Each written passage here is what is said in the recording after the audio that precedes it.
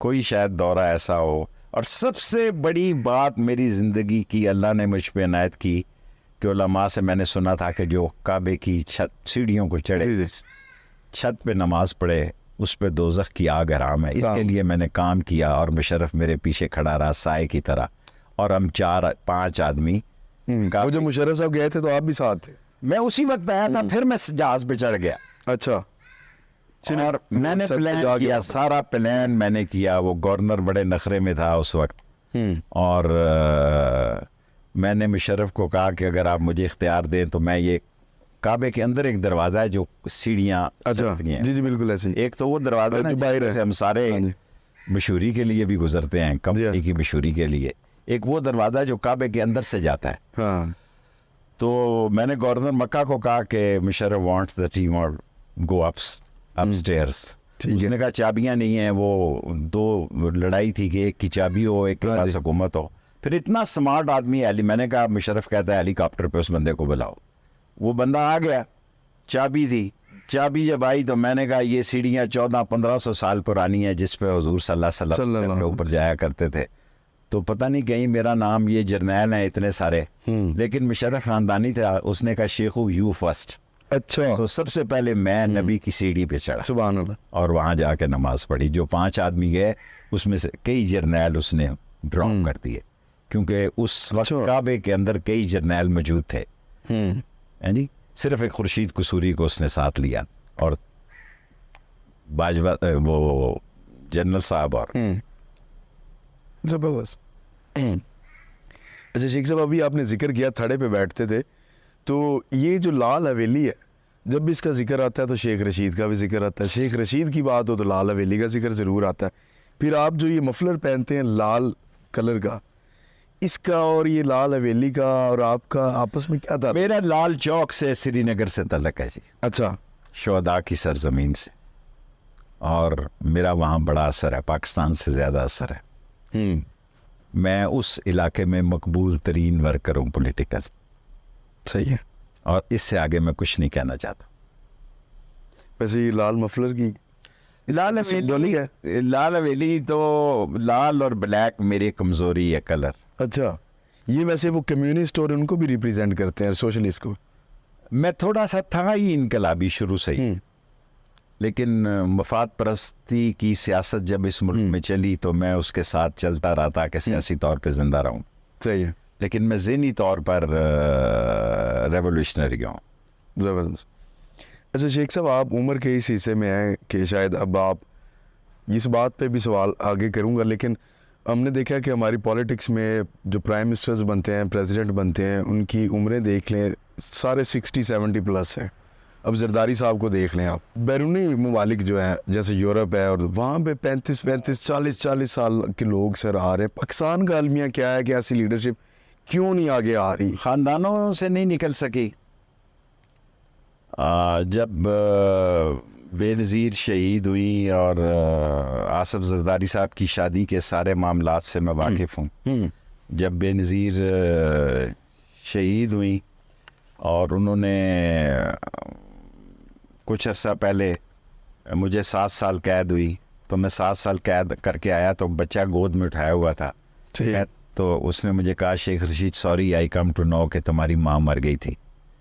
तो मैंने कहा उसी दिन मरी थी जिस दिन कैद। तो उसने मुझसे पूछा तूने जनाजा पढ़ा था? मैंने कहा मैंने जनाजा ही पढ़ा था, ख़त्म नहीं दिया क्योंकि मुझे पकड़ लिया गया और दहशतगर्दी की अदालत में मुझे 7 साल कैद दे दी।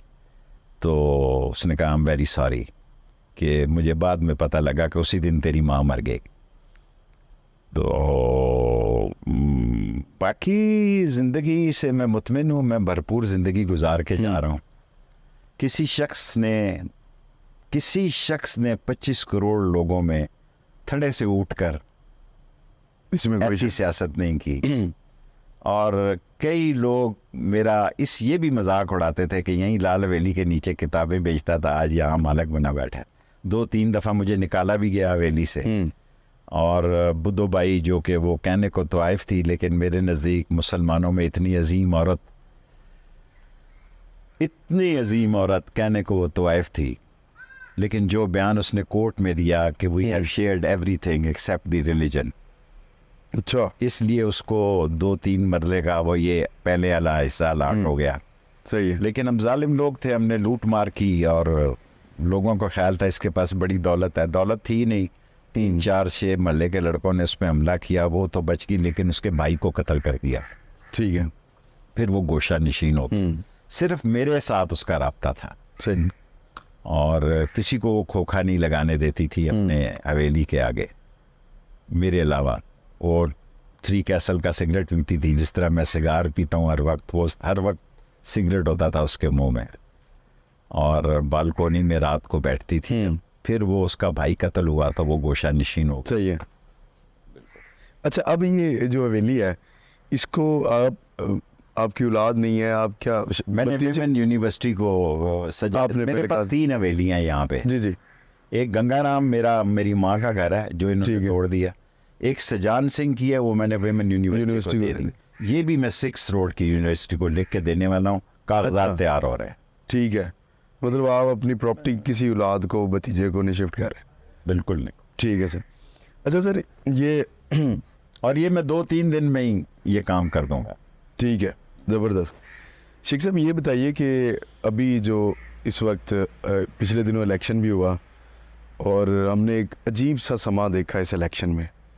कुछ राइटर, पॉलिटिशियंस और जर्नलिस्ट ये कहते हैं कि ये पाकिस्तान की तारीख में ऐसे पहले कभी नहीं हुआ।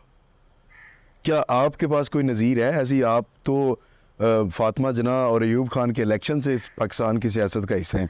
देखिए, जब मैं फातिमा जना के लिए काम कर रहा था सबको पता था कि अयूब खान जीतेगा।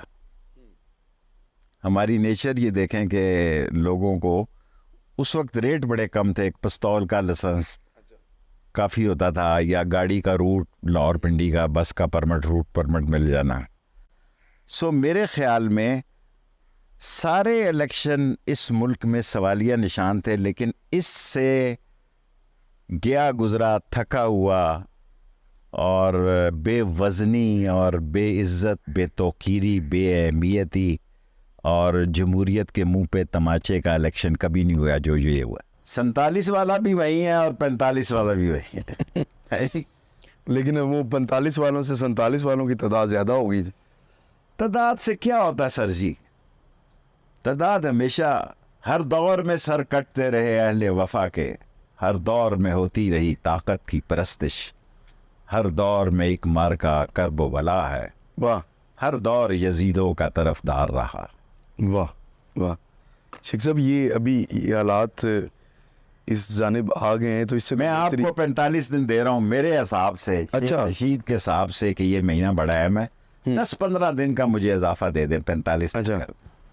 नतीजा निकलेगा अच्छा या बुरा, क्योंकि इकॉनमी डिजास्टर है, महलों के हालात बड़े ख़राब हैं। क्या कहूँ अब आपको, मैं अपने महल्ले की बेइज्जती नहीं चाहता।